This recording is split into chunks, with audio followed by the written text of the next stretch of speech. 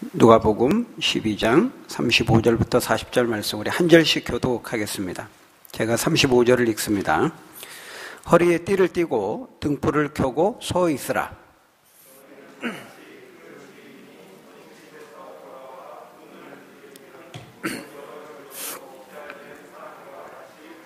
주인이 와서 깨어있는 것을 보면 그 종들은 복이 있으리로다. 내가 진실로 너희에게 이르노니 주인이 띠를 띠고 그 종들을 자리에 앉히고 나와 수종 들리라.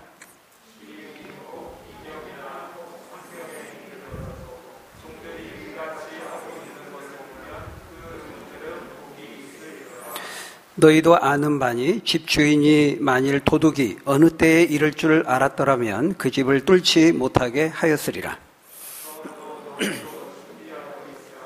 생각지 않은 때에 인자가 오리라 하시니라. 아멘. 어리석은 자의 특징은 오늘 할 일을 내일로, 지금 해야 될 일을 내일로 미룬다라는 것입니다. 지금 해야 될 때 하지 않고 지금 할 수 있을 때 하지 않는 것이죠. 그러다가 나중에 이제 닥쳐서 헐레벌떡 당황하면서 난리법석을 떨면서 이제 뒤늦게 하는 것입니다. 이게 이제 어리석은 사람의 특징입니다. 결국 이렇게 인생을 사는 사람은 늘 인생의 타이밍을 놓치고 후회하면서 살 수밖에 없는 것이죠. 여러분, 모든 인생 만사에는 때가 있고 타이밍이 있는 것입니다. 이 타이밍은 굉장히 중요하죠. 전도서 3장 1절에 4절의 말씀을 보면은 범사에 기한이 있고 천하만사가 다 때가 있나니 날 때가 있고 죽을 때가 있으며 심을 때가 있고 거둘 때가 있으며 울 때가 있고 웃을 때가 있으며 슬퍼할 때가 있으면은 춤출 때가 있느니라. 이렇게 말씀합니다. 우리 모든 일에는 이렇게 때가 있고 그 때와 타이밍이 중요하다는 것이죠. 네, 우리도 특별히 그 야구할 때 보면은 그 홈런 타자는 어떻습니까? 이 방망이를 휘두르는 이 스윙 타이밍을 굉장히 잘 잡습니다. 딱 보고 있다가 투수가 딱 던지면은 딱 쳐가지고 타이밍을 맞춰서 딱 쳐가지고 이제 홈런을 만들어내는 거죠. 아무리 팔림이 좋아도 이 타이밍을 못 맞추면은 너무 빨리 휘두르면은 또 공 다 지나간 다음에 너무 늦게 휘두르면은 이제 헛스윙을 하고 삼진을 당하게 되는 것입니다. 타이밍이 중요하죠. 축구도 마찬가지입니다. 골을 넣는 사람은 어떻습니까? 패스가 오면은 딱 보고 타이밍에 맞춰서 딱 차면은 이제 딱 골이 되는데 아무리 찬스가 좋아도 타이밍을 못 맞추면은 이제 헛발질을 하게 되는 것입니다. 우리가 말을 할 때도요, 이게 타이밍이 중요합니다. 너무 빨리 말해도 못 알아듣고 너무 늦게 말해도 못 알아듣는 겁니다. 사랑해라고 이제 말을 해야 되는데 사라고 말한 다음에 한 30분 있다가 랑 하면은 듣고 있지도 않죠. 이미 다 가버렸습니다. 말할 때에도 이 타이밍이 중요하다는 거예요. 모든 일이 다 마찬가지입니다. 이렇게 우리 인생에는 미리미리 이 타이밍에 맞춰서 준비해야 될 것이 있고 반드시 시간을 놓쳐서는 안 되는 것이 있는 것입니다. 얼마 전에 그 수능 시험이 있지 않았습니까? 그 수능 시험을 보는 수험생은 그 시험 시작 전에 다 거기 고사장에 도착해 있어야 되는 거죠. 문을 닫아버립니다. 시간 되면 이제 못 들어가죠. 타이밍이 중요하다는 거예요. 공부 못하는 학생들의 특징이 뭡니까? 평소 이제 해야 될 때는 안 하다가 이제 시험 끝난 다음에 이제 뒤늦게 후회하면서 결심합니다. 오늘부터 다시 열심히 해야지. 또 원래 이제 시험 본 날은 좀 쉬어야 되거든요. 근데 시험 본 날 안 쉬고 이제 그날부터 막 결심합니다. 열심히 해야지. 이제는 다시 해야지. 근데 시험 보기 전에 이제 하는 거죠. 해야 될 때 안 하다가 뒤늦게 후회하면서 결심을 하지만은 또 얼마 못 가게 되는 것입니다. 예수님은 오늘 본문을 통해서 예수님이 재림하실 때에도 다시 오실 때에도 그와 같다고 말씀하고 있습니다. 충분히 준비가 되어서 마라나타, 주 예수여 어서 오시옵소서, 언제든 오시옵소서, 이렇게 천국에 들어갈 준비가 충분히 된 사람이 있는가 하면은 커트라인에 다 걸려가지고 들어가지 못하는 사람이 있다는 것입니다. 그래서 예수님은 지금 시간이 있을 때, 기회가 주어졌을 때 충분히 준비하라고 말씀하는 것이죠. 지금 준비해야 될 때는 하지 않고 있다가, 준비할 수 있을 때는 넋놓고 있다가, 갑자기 이제 주님 오신 다음에 아차차차 잠깐만요 그렇게 말해봤자 이미 천사장 나팔 불어버리고 예수님 구름 타고 공중에 떠버리면은 그때는 이미 늦은 것이죠. 보스 떠난 다음에 후회하는 것입니다. 여러분 어떻습니까? 여러분은 이 천국 준비 되었습니까? 이 믿음의 준비, 영적인 준비 하고 계십니까? 주님은 그것을 점검하고 살펴보라고 오늘 본문을 통해서 우리에게 말씀하는 것입니다. 정말 내가 천국에 합당한 준비가 되어 있는가, 충분한 준비가 되어 있는가 확인하라는 것이죠. 예수님은 그것을 오늘 본문에 나오는 이제 두 가지 비유를 통해서 우리에게 말씀하고 있습니다. 첫째는 결혼식 비유이고, 둘째는 이제 도둑 비유입니다. 35절에 보니까요, 허리에 띠를 띠고 등불을 켜고 서 있으라, 이렇게 말씀합니다. 한마디로 말하면은 등불을 켜고 밤에 졸지 말고 깨어서 단단히 준비를 하고 있으라 하는 것입니다. 거기 36절에 보니까요, 지금 주어진 상황이 어떤 상황입니까? 지금 주인이 결혼식, 혼인집, 이제 잔치집에, 혼인식 잔치집에 갔다가 돌아오는 상황이죠. 지금 예수님은 비유로 말씀하고 있는 겁니다. 거기 보니까 마치 그 주인이 혼인집에서 돌아와 문을 두드리면 곧 열어주려고 기다리는 사람과 같이 되라, 이렇게 말씀하죠. 이것은 종말의 그 재림에 대한 비유로 말씀하는 것입니다.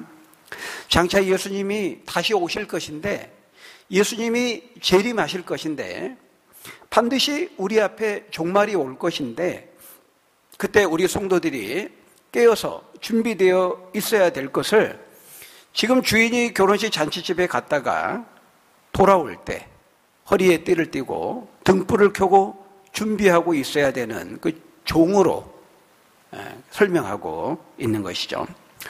여기 이제 허리에 띠를 띈다라고 하는 것은, 지금 그 당시 유대인들의 옷이 굉장히 이렇게 좀 치렁치렁하고, 여러분 영화에서 보셨죠? 통이 크고 이렇게 늘어져 있습니다. 그러니까 좀 중요한 일을 하려고 할 때, 민첩하게 움직이려고 할 때는 옷이 굉장히 거추장스럽고 불편한 겁니다. 그래서 이제 띠로 묶는 거죠. 띠로 고정을 하는 겁니다. 허리띠로 조여 매는 것이죠. 우리가 중요한 일을 하기 전에 우리가 어떻게 합니까? 이제 옷 매무새를 가다듬습니다. 그렇죠?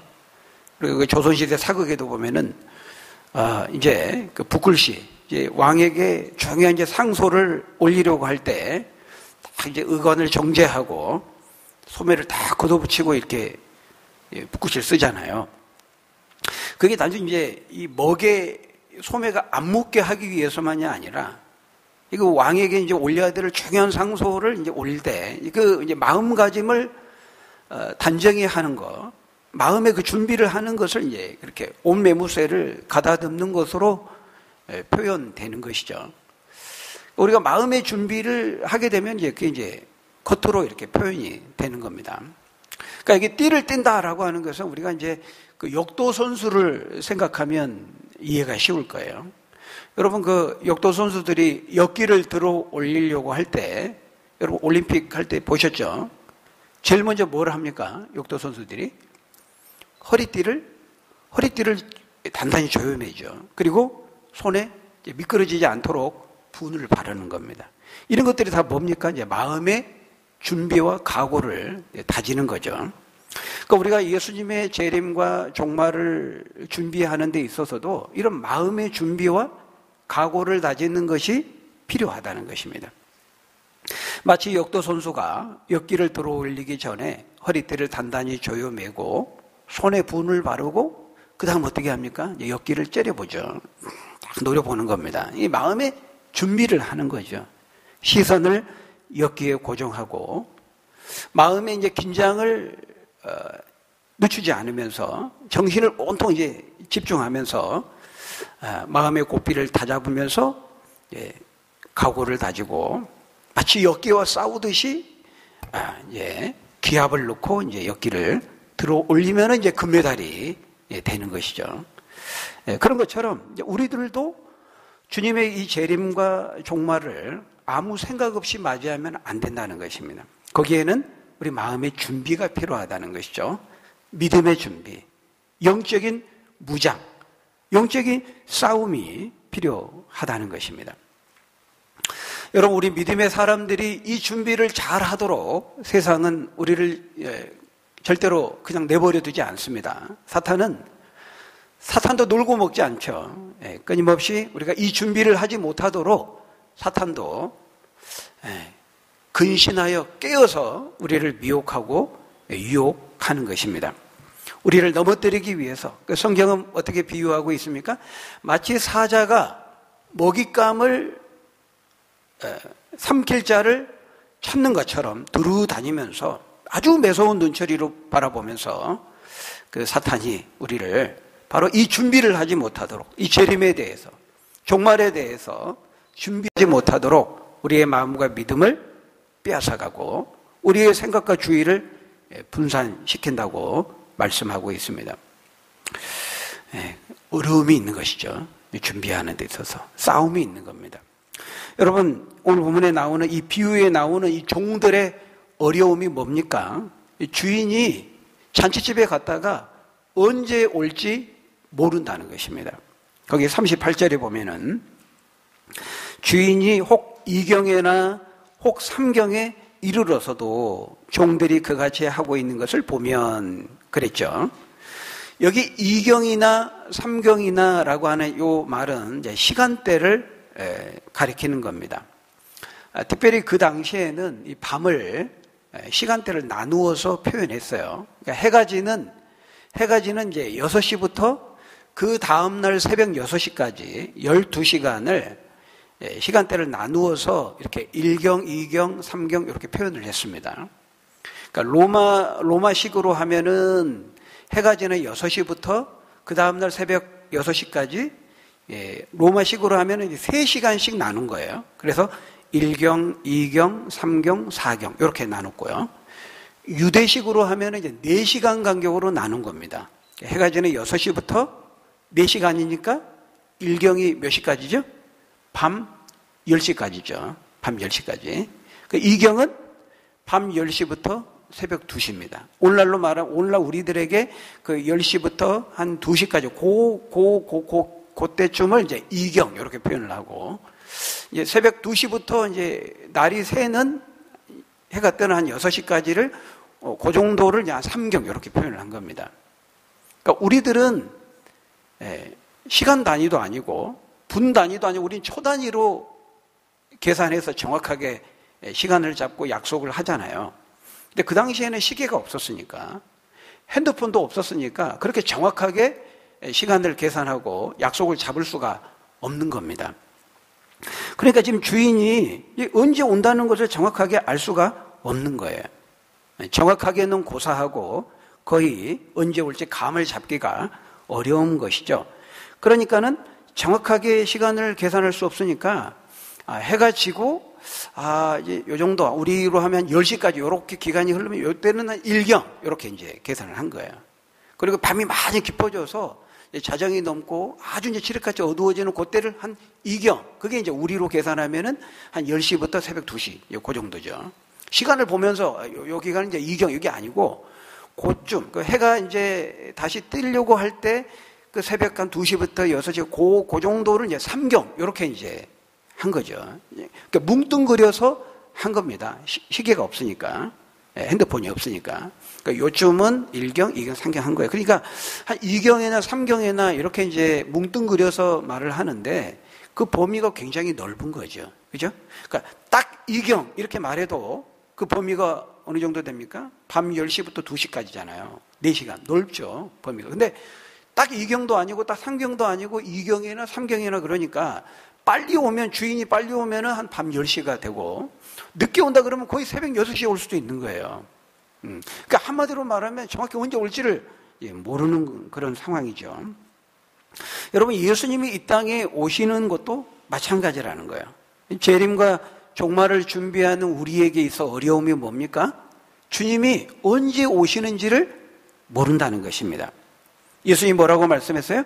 그날과 그때는 아무도 모르고 아버지만 아시느니라. 그렇게 말씀했잖아요. 네. 이 39절에 나오는 그 두 번째, 그 도둑의 비유를 통해서도 그것을 말씀합니다. 우리가 39절 한번 같이 읽어볼까요? 39절. 시작. 너희도 아는 바니 집주인이 만일 도둑이 어느 때에 이럴 줄 알았더라면 그 집을 뚫지 못하게 하였으리라. 여러분, 성경에는요, 주님의 이 재림, 주님의 오심을 마치 도둑이 갑작스럽게 오는 것으로 묘사하는, 그렇게 표현하는 성경 구절들이 많이 있습니다. 예를 들면 데살로니가전서 5장 2절에 보면 주의 날이 밤에 도둑같이 이를 줄을 너희 자신이 자세히 알기 때문이라. 또 베드로후서 3장 10절에 보면은, 우리 한번 같이 읽어볼까요? 시작. 그러나 주의 날이 도둑같이 오리니 그 날에는 하늘이 큰 소리로 떠나가며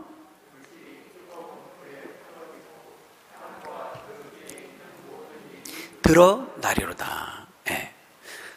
그러니까 여기도 주의 날이 도둑같이 온다고 표현하고 있어요. 근데 도둑같이 주님이 오신다는 것은 나쁜 도둑으로 오신다는 말은 아니죠. 예, 요한복음 10장 10절에 보면은 내 도둑이 오는 것은 죽이고 도둑질하고 죽이고 멸망시키려는 것뿐이요. 내가 온 것은 양으로 생명을 얻게 하고 또 풍성히 얻게 하려 함이라. 이렇게 말씀하죠. 그러니까 주님의 오심은 의의 오심이고 선한 오심이죠. 그런데 주의 날이 도둑같이 온다 이렇게 표현하는 것은 도둑이 전혀 예상치 못할 때 이렇게 갑자기 들어가지고 모든 것을 싸그리 다 가져가 버리잖아요. 충격을 받고 그 상실감, 그 황당함, 그런 것을 경험하는 것처럼 주님이 오실 것을 믿지 않고 있다가 전혀 믿음으로 준비하지 않고 있는 사람에게는 마치 집에 전혀 예상치 못할 때 그냥 도둑이 들어가지고 다 싸그리 가져가 버리는 그 충격, 그 상실감을 겪는 것과 같다는 측면에서 지금 비유로 주의 날이 도둑같이 온다 이렇게 표현하고 있는 것이죠. 여러분, 도둑이 들 때 미리 예고하고 통보하고 옵니까? 도선생이 딱 전화해가지고 여보세요? 거기 일동 101호죠? 오늘 밤 새벽 2시쯤에 제가 귀댁을 방문할 예정이오니 미리 양해를 구하고자 전화를 드렸습니다. 이런 일은 없죠. 그렇게 찾아오는 도둑은 없습니다. 전혀 예상치 못할 때 술 먹고 이제 취해가지고 이제 비틀거리고 이제 딱 들어가는데 그걸 이제 문 밖에서 지켜보고 있다가 몰래 들어가서 완전히 골아 떨어져 있을 때 무방비 상태에 들어가서 다 가지고 나오는 것입니다. 그래서 도둑은 전혀 올 것 같지 않을 때, 도둑이 들 것 같지 않을 때 도둑이 드는 것처럼 주님이 오시는 것도 그렇다는 것이죠. 믿음으로 준비되어 있지 않는 사람에게는 마치 그 체감하는 것이, 주님 오시는 그 체감만 느끼는 것이 갑작스럽게 도둑이 알지 못하는 순간에 드는 것과 같은 그런 상황이 될 것이라고 말씀하는 거예요. 여러분, 결국 오늘 본문의 이 비유를 통해서 주님이 말씀하고자 하시는 바가 무엇입니까? 주님은 반드시 오신다라고 하는 것입니다. 오늘 본문은 계속해서 그것을 강조하죠. 본문에 보면은 그 주인이 혼인집에서 돌아와. 36절에 보면 주인이 혼인집에 가면은 뭐 당연히 돌아오죠. 반드시 돌아옵니다. 주인이 와서 37절에 반드시 온다는 겁니다. 40절에 보니까 인자가 반드시 오리라 이렇게 말하고 있습니다. 그러니까 주님이 오시기 전에 주님 오실 것을 준비하고 주님 맞을 준비를 하라고 말씀하는 거예요. 다만 언제 오실지 그 날과 그 시를 모를 뿐이지 주님은 분명히 오신다라고 하는 것입니다. 그 날이 언제인지를 모른다는 것과 주님이 안 오신다는 것은 전혀 다른 것이죠. 그 날이 언제인지 모를 뿐이지 주님이 반드시 오신다라는 것입니다. 그래서 40절에 뭐라고 말씀합니까? 우리 40절 우리 같이 읽겠습니다. 시작. 그러므로 너희도 준비하고 있어라. 생각하지 않은 때에 그러나 반드시 인자가 오리라. 이렇게 말하고 있습니다. 그러므로 너희는 정신을 차리고 깨어 기다리라. 깨어 있으라. 이렇게 말하고 있는 것입니다. 지금 그를 준비할 시간이 있을 때, 지금 준비할 기회가 주어졌을 때 준비하고 깨어 있으라. 이렇게 말씀하고 있어요. 스탠바이 하고 있으라는 겁니다. 거기 36절에서도 주인이 혼인집에서 돌아온 문을 두드리면 언제든지 열어주려고 등불을 켜고 서 있으라. 이렇게 말하고 있는 것이죠.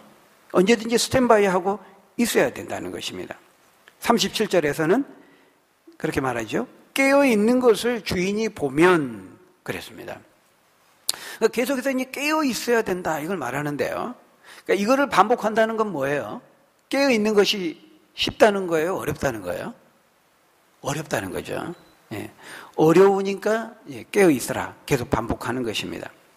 주인이 2경에 올지 3경에 올지 기다려도 안 오니까 이게 이제 졸리고 눕고 싶고 그렇게 되는 거죠. 지금 이제 우리 같으면은 핸드폰 전화해가지고 주인이 나 지금 출발한다. 그러면 이제 대충 가늠이 되잖아요. 이 마을 두 마을 건너서 몇 리 길이니까 지금 출발하면은 한 언제쯤 오겠다.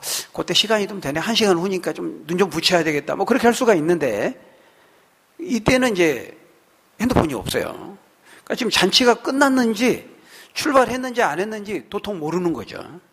그러니까 빨리 오면 10시가 될 수도 있고 늦게 오면 새벽 6시가 언제 올지 모르는 겁니다. 그러다 보니까 이제 기다리다가 이제 10시가 지나고 12시가 지나고 막 새벽이 되는데도 이제 안 오면은 이제 졸리는 거죠.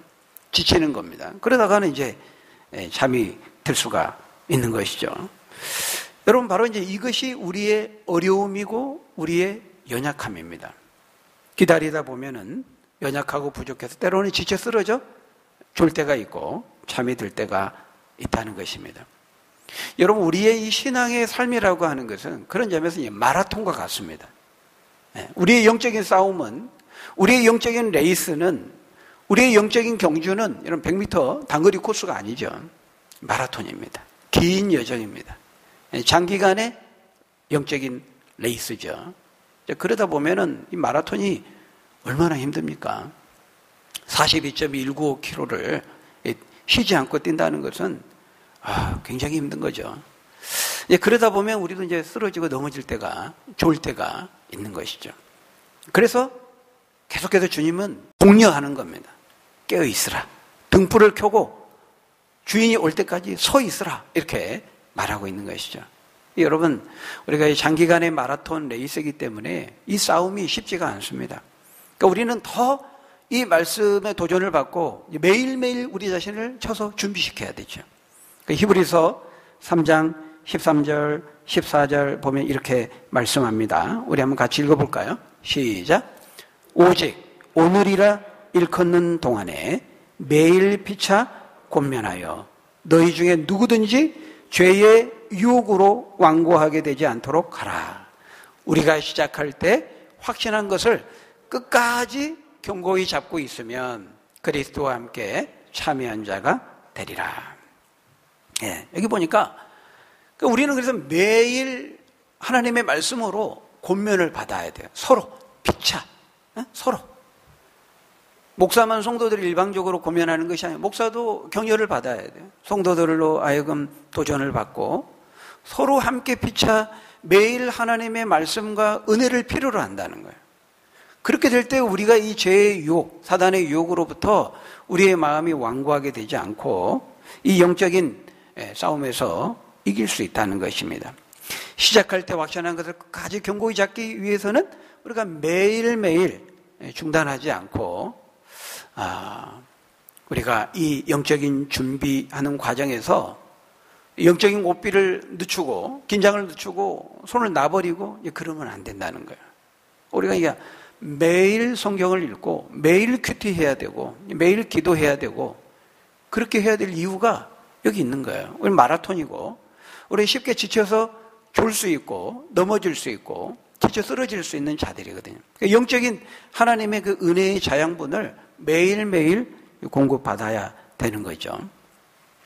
그러니까 온라인 우리 독서 성경 공부도 이제 그런 과정 중에 하나인 것입니다. 우리가 매일매일 죄로부터 우리의 마음이 중심이 완고하게 되지 않기 위해서 그 필요한 거죠. 매일매일 하나님의 말씀으로 거울 삼아서 우리 자신을 살피고 말씀의 정으로 우리 자신을 쳐서 다듬고 우리의 모난 인격과 성정을 말씀의 정으로 쳐서 부수고 녹이고 그래서 그리스도의 형상으로 날마다 우리 자신을 빚어가야 되는 것입니다. 그게 성도의 삶입니다. 그렇게 하나님의 형상으로 빚어가는 과정은 이제 어느 순간에 이제 주님이 오시는 거죠. 우리가 이 힘겨운 코로나에 1년 이상 계속되는 이 힘겨운 이 싸움도 영적인 싸움입니다. 우리를 훈련하고 우리를 테스트하고 준비하고 연단하는 우리를 빚어가시는 그런 과정 중에 하나님께서 우리에게 이것을 허락하시는 것이죠. 그 싸움을 계속해 가다 보면은 우리가 어렵기 때문에 쓰러질 때가 있어요. 그러나 우리는 절대로 실패하지 않습니다. 절대로 우리가 그 싸움을 포기해서는 안 됩니다. 왜? 주님은 반드시 오시기 때문입니다. 약속을 가지고 복을 가지고 오십니다. 주님이 오시겠다고 약속하셨고 여기 보니까 37절에 주인이 와서 깨어있는 그 사람들에게는 복을 주시겠다고 말씀하고 있어요. 38절에도 주인이 혹 2경에나 혹 3경에 이르렀어도 종들이 그같이 하고 있는 것을 보면 준비하고 깨어있는 것을 보면 그 종들은 복이 있으리로다 이렇게 말씀합니다. 주님께서 그런 자에게 복을 주시고 하나님 나라의 축복을 가지고 오신다는 거예요. 여러분 바라기는 그 복을 얻고 받고 누리는 저와 여러분 되시기를 바랍니다. 네, 하나님의 타이밍이 있어요. 하나님께서 지금 준비하라고 시간을 주시고 기회를 주셨을 때 지금 준비해야 돼요. 지금. 여러분 준비되어 있습니까? 나중에 크게 그냥 천사장 나팔 소리 울려버리고 이미 주님 오신 다음에는 그때 이제 뒤늦게 부랴부랴 그때는 안 된다는 거예요. 지금 기회가 주어졌을 때 하나님의 타이밍을 놓치지 말고 마음의 허리띠를 단단히 조여매고 진리의 등불을 환하게 밝혀서 세상에 어떤 유혹, 어떤 미혹이 있다 할지라도 우리가 흔들림 없이 하나님의 이 약속의 말씀을 굳게 붙들고 영적으로 깨어 준비해서 이기고 승리하는 저 여러분들이 다 되시기를 예수님의 이름으로 간절히 축원합니다. 우리 기도하겠습니다. 아버지 하나님, 주께서 반드시 다시 오시겠다고 말씀하셨습니다. 반드시 종말이 있을 것이고 반드시 주님은 다시 오실 것이고 우리는 주님 앞에 서야 합니다. 재림을 통한 우주적인 종말이든지 개인적인 죽음을 통한 우리 개인적인 종말이든지 우리가 주님의 날과 주님의 정하신 그때에 주님 앞에 서게 된다는 사실을 우리가 기억하고 우리가 그 날을 주님 앞에 설 그 때를 우리가 오늘 또 믿음으로 준비하며 마음의 믿음의 허리띠를 단단히 조여매고 깨어서 준비해서 이기고 승리하는 칭찬받는 우리 믿음의 사람들 다 될 수 있도록 축복해 주옵소서. 예수님 이름으로 기도하옵나이다. 아멘.